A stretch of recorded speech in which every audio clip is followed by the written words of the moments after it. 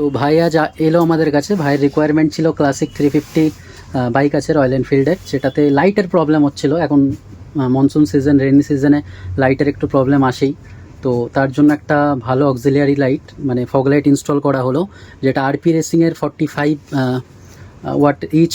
তো প্রাইজিং কেমন লাগলো বা কোয়ালিটি কেমন ভাই নিজেই বলুক। আর এই ফগ লাইটটার আমি ভিডিওটাও পরে আপনাদের দেখিয়ে দিচ্ছি, এই ভিডিওটার সাথে অ্যাড করে দেবো। এটার একটা এক্সট্রা বৈশিষ্ট্য এটাই যে সাইড ডিআরএল আছে with red devil I.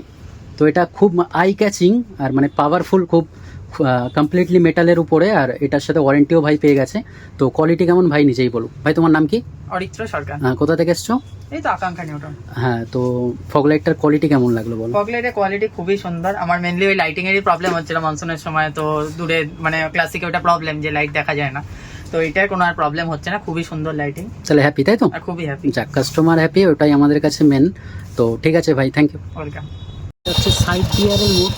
Normally red eye সবারই পছন্দ, কিন্তু এটা একটু ইউনিক মডেল। এটা সাইডেও ডিআরএল দেওয়া, দূর থেকে খুবই স্পোর্টি আর খুবই ক্যাচি লুকটা।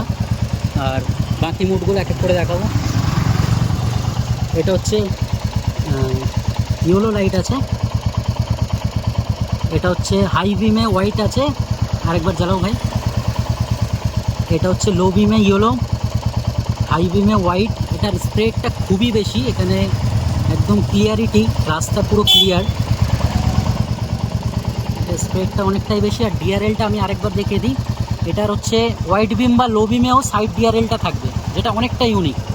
ভিতরে সামনে হচ্ছে হাই বিমে হচ্ছে হোয়াইট, লো বিমে হচ্ছে ইয়েলো, আর সাইডের ডিআরএলটা থাকবে, তার সাথে রেড আইও থাকবে। রেড আই যখন থাকবে তার সাথেও সাইড ডিআরএলটা থাকবে।